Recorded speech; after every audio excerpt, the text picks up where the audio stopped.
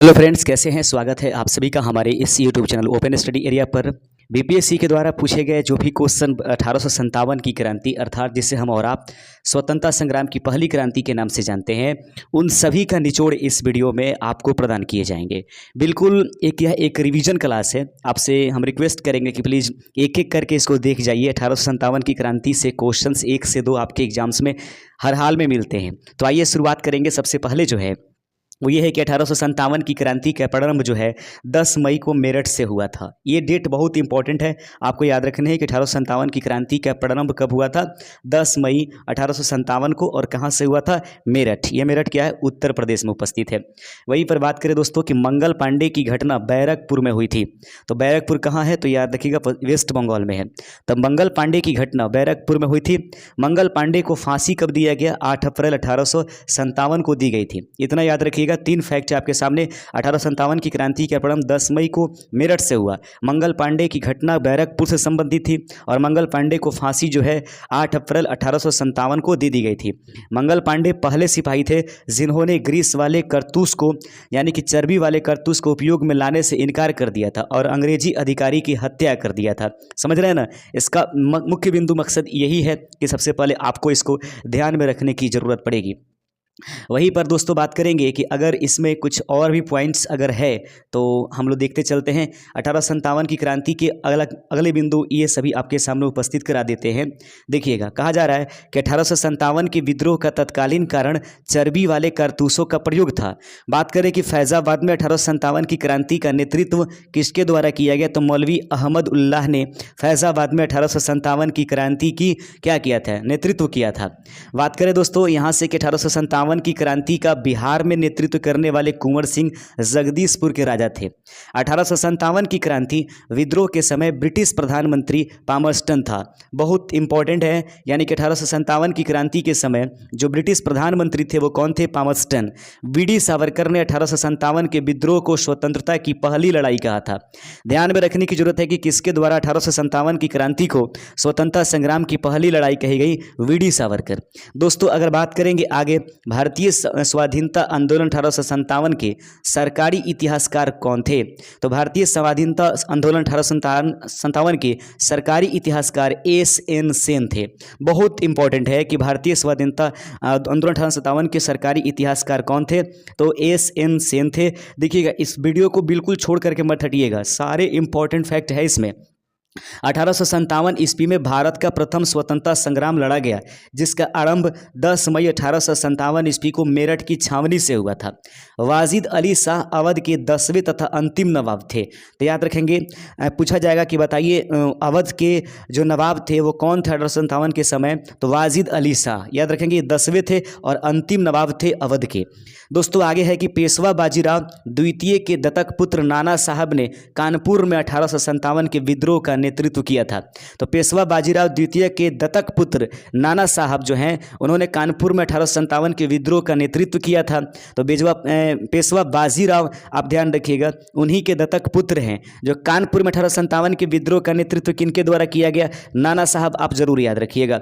बात करें कि 1857 के प्रथम स्वतंत्रता आंदोलन का नेतृत्व बहादुर शाह द्वितीय यानी जफर ने किया था। तो 1857 के स्वतंत्रता आंदोलन का नेतृत्व करता मुख्य रूप से बहादुर शाह जफर या बहादुर शाह द्वितीय के नाम से जाने जाते हैं। परंतु पराजित होने के बाद बहादुर शाह जफर को रंगून में निर्वासित कर दिया गया, रंगून के जेल में भेज दिया गया। दोस्तों आगे है कि 1857 का विद्रोह मात्र सैन्य विद्रोह नहीं था। जवाहरलाल नेहरू, विनायक दामोदर ने इसे स्वतंत्रता का प्रथम संग्राम भी कहा है। तो मुख्य रूप से आप याद रखेंगे, विनायक दामोदर सावरकर ने स्वतंत्रता का प्रथम संग्राम किसको कहा है, 1857। ऑप्शन फंसाने के लिए जवाहरलाल नेहरू को भी कहीं पर छिटफुट करके दे दिया जाएगा। इस प्रकार से बीपीएससी का ऑप्शन नंबर डी क्लियर हो जाएगा। ध्यान से देखिएगा, 1857 के विद्रोह के दौरान विभिन्न संस्थानों पर यानी स्थानों पर किए गए विद्रोह और उसके नेतृत्व कार्यकर्ता जो हैं निम्नलिखित रूप से दिए गए हैं आपके सामने। अगर पूछा जाएगा रानी लक्ष्मीबाई का संबंध 1857 की क्रांति के समय कहां से था, तो आप झांसी बताइएगा। बेगम हजरत महल जो है लखनऊ यानी कि बेहतर महल के लिए कौन जाना जाता है, लखनऊ। इस प्रकार से आप याद रखिएगा। झांसी तो आप रानी लक्ष्मीबाई आप याद रखेंगे। नाना और कान्हा जब याद रखिएगा तो बिल्कुल समझ में आ जाता है कि कानपुर में नाना साहब का जो था यह नेतृत्व कर रहे थे। फैज़ाबाद ने भी तुरंत बताया मौलवी अहमदुल्ला साहब जो हैं वे वहाँ पर 1857 की क्रांति का नेतृत्व कर रहे थे।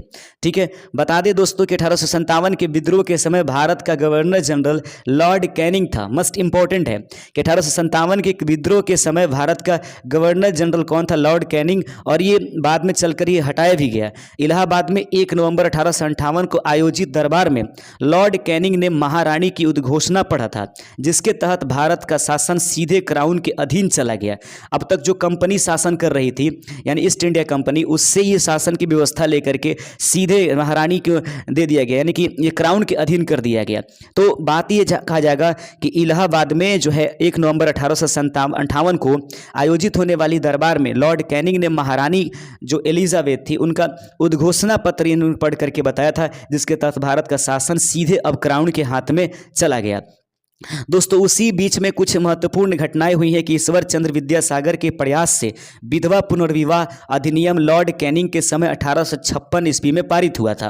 तो आपसे पूछा जा सकता है कि बताइए विधवा पुनर्विवाह जो है किसके प्रयासों से खत्म हुआ? तो ईश्वर चंद्र विद्यासागर। और कौन उस समय गवर्नर जनरल था भारत का? तो लॉर्ड कैनिंग। याद रखिएगा 1856 का वह दौर है। ठीक 1 साल के बाद 1857 की क्रांति हुई थी। अगर बात करें दोस्तों कि नाना साहब ने ईस्ट इंडिया कंपनी से पेशवा बाजीराव द्वितीय को दी जाने वाली पेंशन की मांग की, जिसे अस्वीकार कर दिया गया था।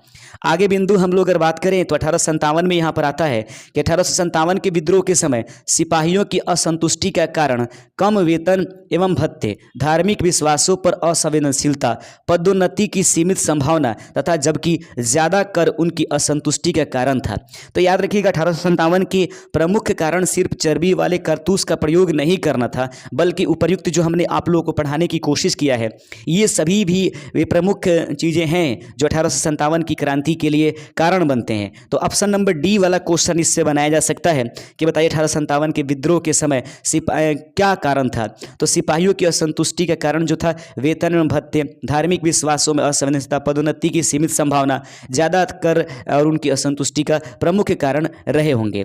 अब दोस्तों अगर इसी में अगर हम लोग लेकर के चले आएँ और भी बिंदु है जो मस्ट इंपॉर्टेंट है, उस समय पूछा जाएगा, तो देख लीजिएगा यहाँ पर हड़प नीति आप जानते हैं लॉर्ड डलहौजी से संबंधित है।